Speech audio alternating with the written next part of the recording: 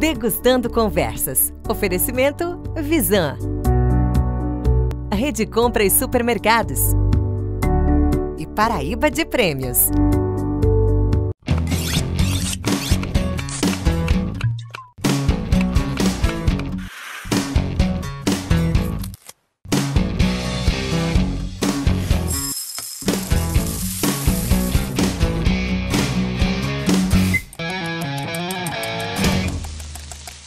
Próxima quarta-feira, Campina Grande completa aniversário e Degustando Conversa não podia ser diferente. Estamos aqui no Parque Açude de Bodocongó, um cartão postal emblemático de Campina Grande, e vamos fazer um programa todo especial sobre Campina Grande junto com o Degustando Conversa.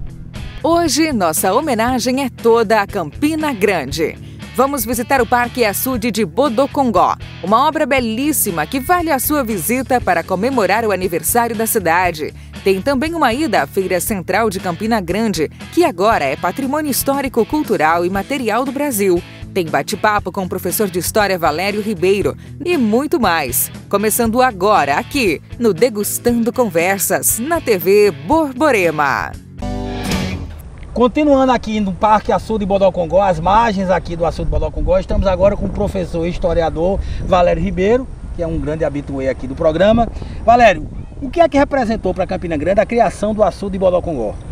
O Açude de Bodocongó ele é criado na década de 10, por volta de 1915 e 1916, que na verdade seria para abastecer a cidade. Como a água não foi uma água de boa qualidade, muito salobra. Você dizia que tem a ver com o nome exatamente, do açude, né? A palavra Bodocongó, que é água ardente, né? E que na verdade só se vai descobrir por que água ardente depois, né? Mas no entanto, o Açude de Bodocongó ele trouxe para essa região aqui um desenvolvimento industrial. Porque junto com o açude acabou vindo um curtume, acabou vindo uma indústria têxtil, a indústria têxtil que chegou no seu auge a ter 100 funcionários. Na época era algo, muita coisa. E depois, na década de 50, nós vamos ter o parque aquático. Que era uma grande referência, né? O açude aqui, exatamente. Tudo isso aqui que a gente está vendo do açude, ele era muito utilizado com várias atividades aquáticas aqui. Com canoagem, né? Então com festas noturnas. Então era uma área de lazer, né? Isso era muito mais voltado para quem era economicamente favorecido. Exatamente, mais para a elite de Campina Grande. O parque aquático era voltado para a elite de Campina Grande. Inclusive o Campinense Clube, né? Agora aqui bem próximo. Porque com esse açude, na verdade, a gente vai ver o nascimento do bairro Bodocongó, né? Que acaba se tornando um bairro extremamente importante na cidade, né? Se configurando um dos maiores bairros da cidade de Campina Grande. Aquela ponte, inclusive, que a gente vê ali, que é uma ponte hoje que não se tem muito uma visão aqui de Campina Grande, mas foi o primeiro acesso, digamos assim, ligando Campina Grande ao sertão. Exatamente, é a estrada que era o sertão de Piranhas, Piancó, aonde passavam os tropeiros que se dirigiam exatamente para a feira de Campina Grande, né? Que é onde a gente vai ainda gravar hoje. Enfim, vamos dar continuidade aqui ao Degustando Conversas, aqui com o professor Valério Ribeiro, historiador, em homenagem à nossa querida Campina Grande nos seus 153 anos.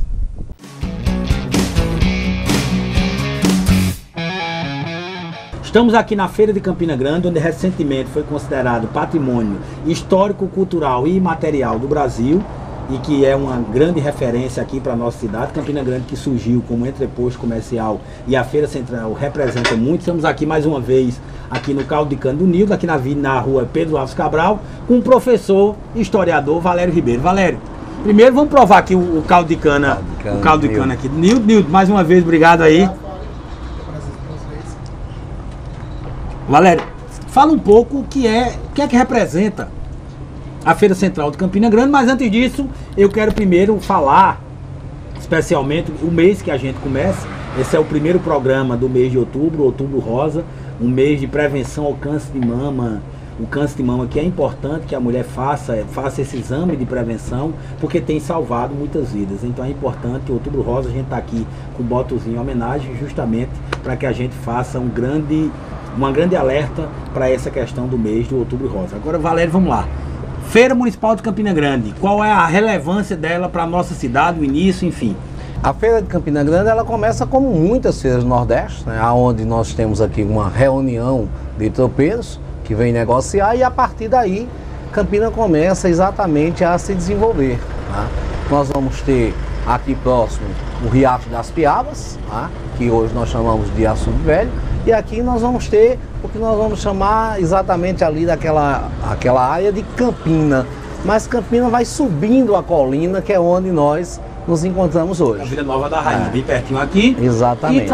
E tem também muita história aqui perto também, porque a gente tá aqui quase na rua Quebra-Quilo, né? Rua Quebra-Quilo. A Pedro Alves Cabral, a combinação dela, o encontro dela é com a rua Quebra-Quilo, onde tivemos a revolta de Quebra-Quilos aqui em Campina. Mas antes de falar um pouquinho sobre isso, nós dois, para você que está aí em casa, nós temos uma coisa em comum. Meu avô tinha uma casa, morou a vida toda dele praticamente aqui em Campina Grande, morou aqui perto, né? E também seu avô teve uma banca aqui também na Feira Central de Campina Grande. Exatamente. Meu avô trabalhava com padaria. Naquela época não havia muitas padarias, então ele pegava o pão da padaria e trazia para negociar aqui na feira. Aí distribuía exatamente nos quiosques esse pão que ele trazia da padaria. Aqui também nós temos bem pertinho daqui algo que para você que é historiador, para mim já dói muito, mas para você que é historiador, né, que a gente vê que é um patrimônio daqui de Campina Grande e que tem se deteriorado ano após ano, que está caindo, que é aqui na rua Manuel Pereira de Araújo, que é próximo aqui, que tem lá o Cassino Eldorado. Antes da gente voltar para a feira, fala um pouco o que é, quem não conhece, que muitas vezes só consegue ver o Cassino Eldorado no Parque do Povo, a réplica que tem lá. O que é que significou, o que é que era o Cassino Eldorado, né, que naquela época tinha e era permitido livremente, o que é que foi o Cassino Eldorado aqui para Campina Grande? O Cassino Eldorado, na verdade, que era uma casa de lazer, né, teve o seu auge na década de 30, aí depois ele começou a entrar em decadência. Mas geralmente as pessoas costumam chamar de zona de baixo meretrício. No caso do Cassino Eldorado, eu diria que era uma zona de alto meretrício, porque era exatamente uma casa onde a elite de Campina Grande, principalmente aqueles que lidavam com algodão, vinha exatamente fazer a sua boemia, né? Então estamos bem próximos do ponto aonde os boêmios passavam, aonde mulheres bonitas estavam ali. E Damas da Noite conhecidíssimo, Damas da Noite conhecidíssimo, né? Zefa Tributino, até hoje está no imaginário, no imaginário coletivo de Campina Grande. Exatamente, e que serviu de modo para as músicas de Jackson do Pandeiro, que também fez parte do Cassino Eldorado, porque era baterista do Cassino Eldorado, né? Então a carreira de Jackson musical começa exatamente a partir do Cassino Eldorado. Aqui, e hoje a Feira Central de Campina Grande, né, que precisa ter essa revitalização, que há muito tempo se luta muito para que tenha essa revitalização, e que acho que um pontapé inicial, mais um deles, né, que foi agora se tornar um patrimônio imaterial, vamos dizer assim, simplificar, que a gente sempre tem uma coisa muito divisão. Eu era moleque, mamãe vinha fazer a feira no sábado, hoje ficou muito dividido, porque tem os supermercados que quebrou um pouco isso, mas ainda é tradicional fazer a feira aqui em Campina Grande.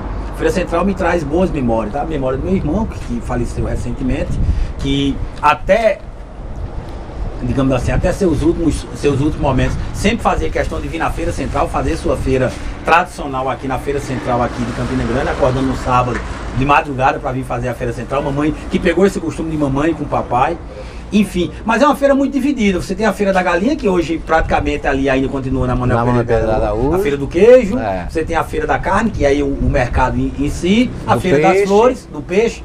Enfim, ficou bem definida essa questão da Feira Central de Campina Grande. Mas você acha que perdeu um pouco a importância hoje? Na verdade é o seguinte, com o surgimento, com a modernidade, o surgimento de supermercados, né? Então, inclusive a comodidade que os supermercados trazem para os consumidores, muitas famílias começaram a deixar de fazer exatamente sua feira na feira e ir para o supermercado, que inclusive, você deve recordar bem, havia um tipo de profissão na feira que deixou de existir, que era o balaieiro, né? Que era o menino também do carrinho de mão, que levava a feira. Hoje é raro, né? Hoje é raro.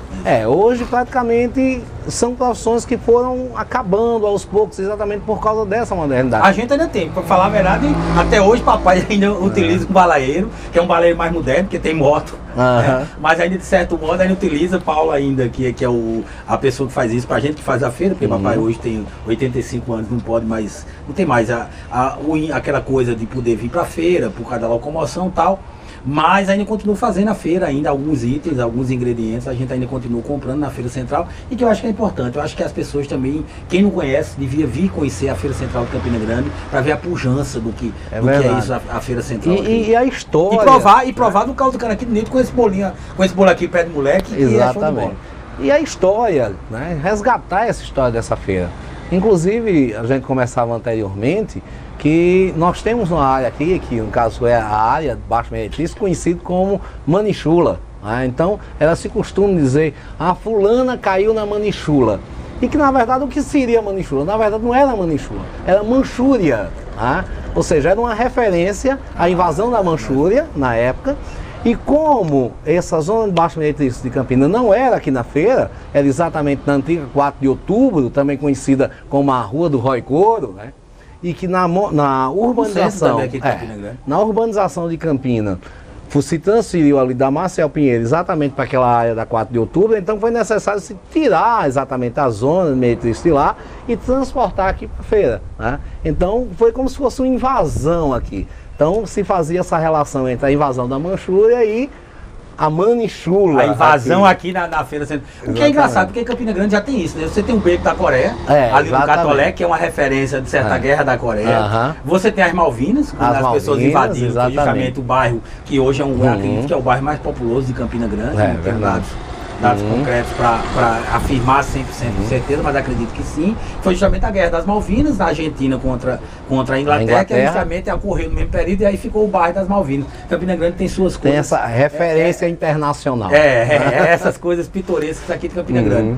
Comercialmente, a Campina Grande, a gente poderia dizer que necessariamente a Feira Central ela terminou sendo o primeiro grande ponto de partida para a cidade ter o seu crescimento. Né? E isso fez com que se desenvolvesse. Tanto é que dentro disso a gente tem a relação justamente com a revolta do Quebra-Quilos. Queria que você falasse um pouco sobre isso. A revolta do Quebra-Quilos, as pessoas, quem está em Campina, para se situar um pouco. Hoje temos o posto Quebra-Quilos, que é no início da rua Quebra-Quilos, que é aqui, na minha época era a antiga Feira de Troca. A esquina que é hoje a FIEP, que tem a Caixa Econômica lá na FIEP. Mas fala um pouco, a revolta do Quebra-Quilos, o que é que necessariamente foi? Na verdade, a revolta do Quebra-Quilos, que ela se dá exatamente na segunda metade do século XIX, o que acontece é que a feira, naquele momento, em Campina Grande, ela acontecia ali na Floriano Peixoto com Marcel Pinheiro.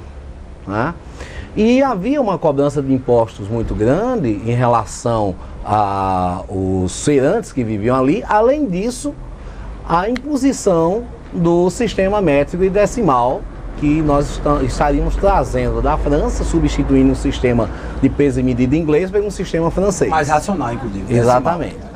E que o povo não entendia muito bem e começou uma discussão em relação a isso. Né? Os consumidores achavam que estavam sendo roubados, os comerciantes achavam que estavam vendendo demais.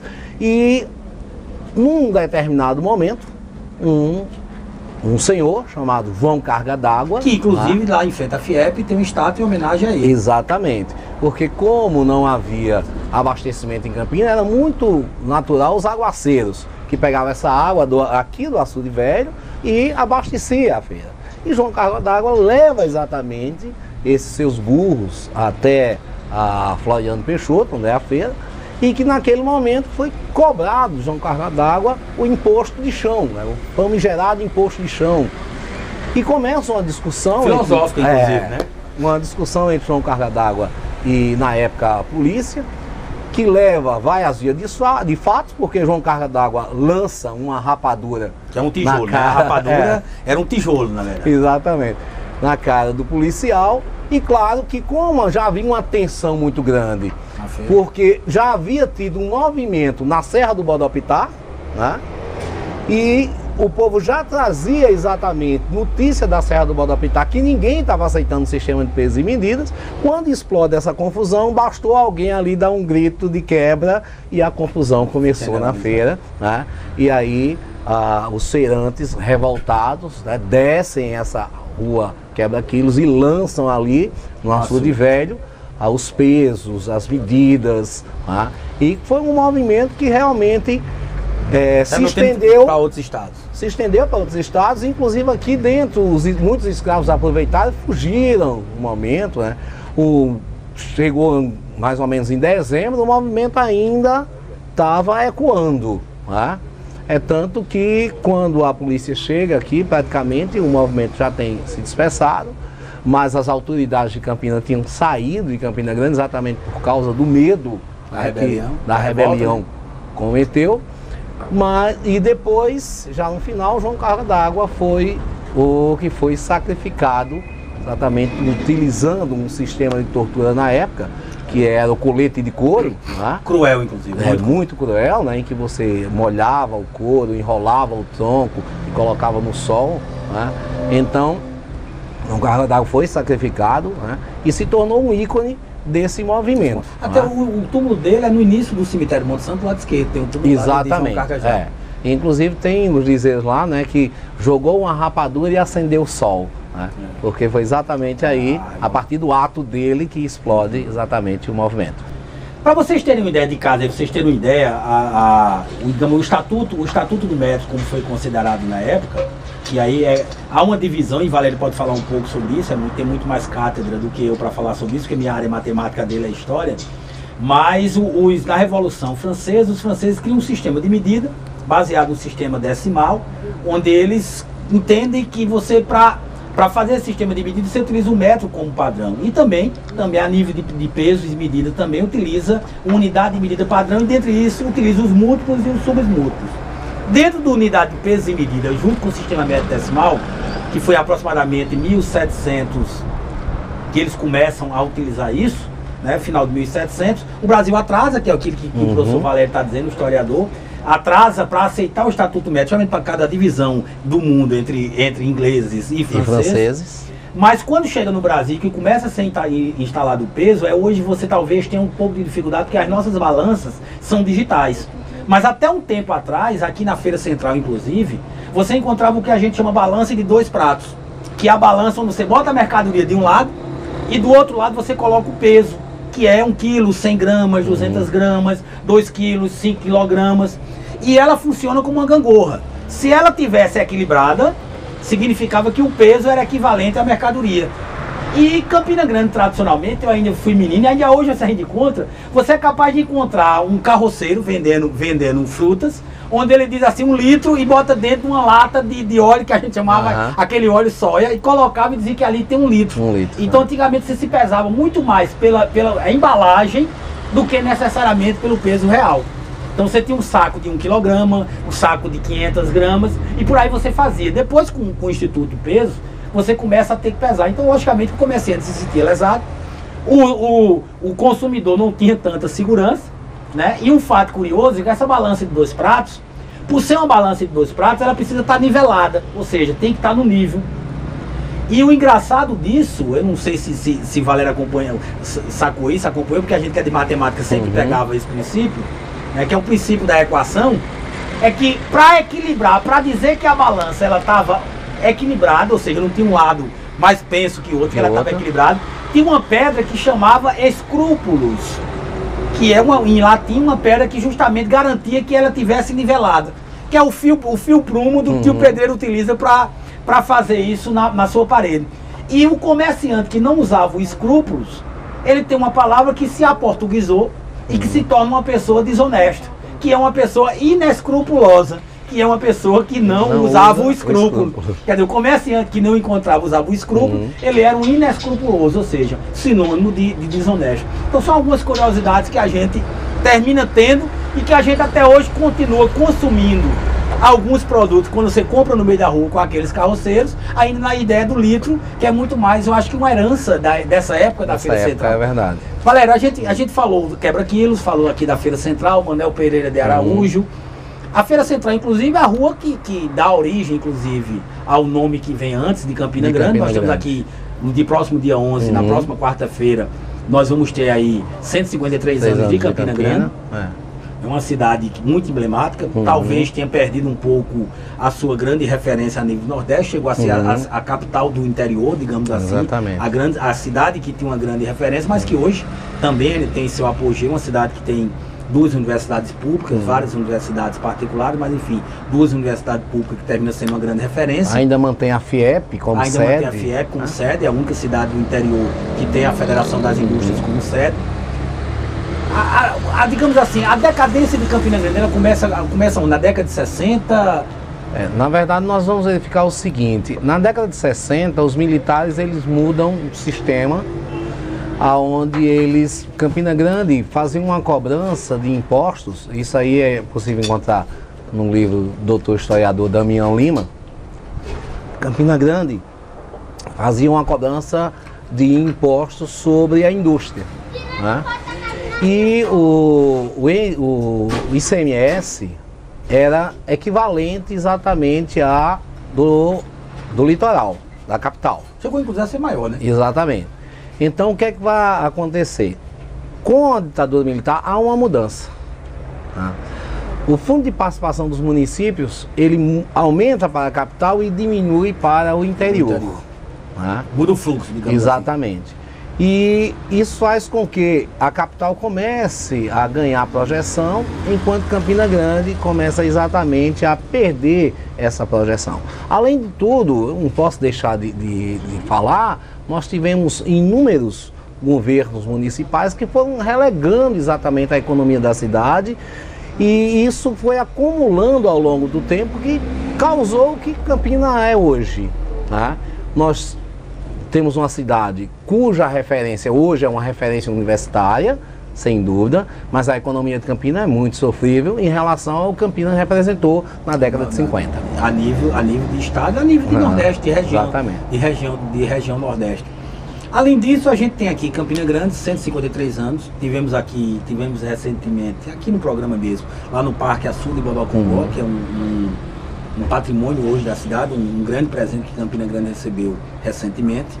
E também tem o açude de Bodocongó. Você falou um pouco aí sobre o açude do açude velho, né?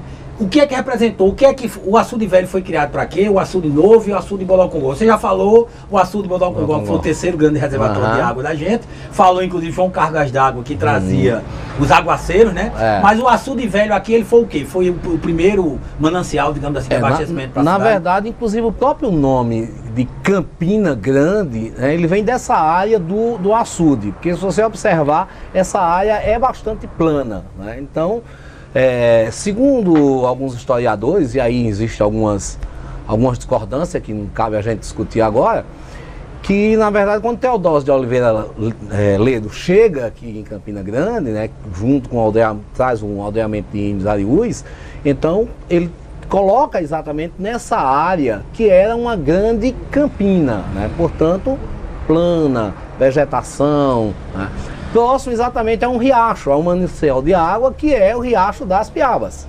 E o açude velho, ele tem origem exatamente a partir desse riacho, quando ele é represado. Campina tem uma necessidade de água, o riacho passa a ser represado, e a partir do represamento desse riacho surge exatamente o açude velho para o abastecimento de Campina Grande. Que depois se tornou inútil. Exatamente. Assim, pela quantidade de habitantes que tinha na cidade. Aí daí a necessidade de se fazer outros mananciais, né? Que aí o açude novo, né?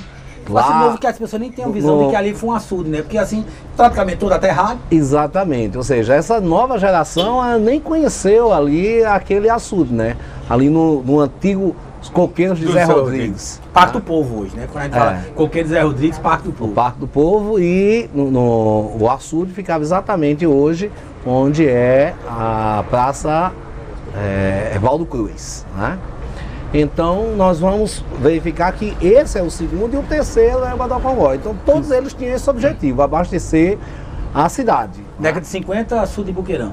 Década de 50, açude de Buqueirão, que vem exatamente aí resolver essa situação. Teve Vaca Brava também, Teve Vaca Brava também no Brejo, né? Mas que não abastecia toda a cidade, certo? Então Buqueirão é quem vem suprir essa necessidade. E agora, com a transposição do Rio São Francisco, praticamente resolvido a questão do abastecimento da água de Campina Grande em definitivo. Exatamente.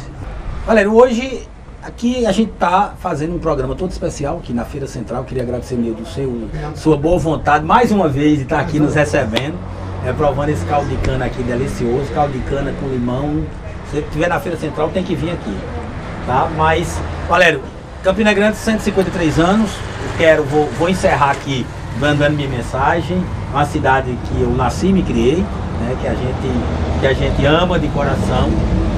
que termina tendo uma raiz muito grande, apesar de que a gente percebe que até as nossas referências, quando a gente tinha mais novo, de locais que a gente ia, está tendo uma mudança muito grande, mas isso faz parte muito também da modernidade. Mas a gente sempre deseja que Campina Grande possa ter mais áreas diferentes e que principalmente possa retomar economicamente o seu caminho. Eu acho que o que a gente precisa de fato é isso, é que a cidade possa ter essa pujança econômica e financeira. Que eu acho que é isso que termina transformando o povo, é a economia crescendo de baixo para cima. Então esse é o grande desejo que eu dou para Campina Grande, logicamente, um grande parabéns a Campina pelos 153 anos. Valério, qual a sua mensagem para Campina Grande nesses 153 anos? Na verdade, Campina Grande, tudo isso que você colocou, e ela não vai deixar nunca de ser a nossa rainha da Borborema. Né? Então Campina Grande sempre foi uma mãe, né? Sempre foi acolhedora. Então todos que chegam à cidade se sentem acolhidos por essa cidade.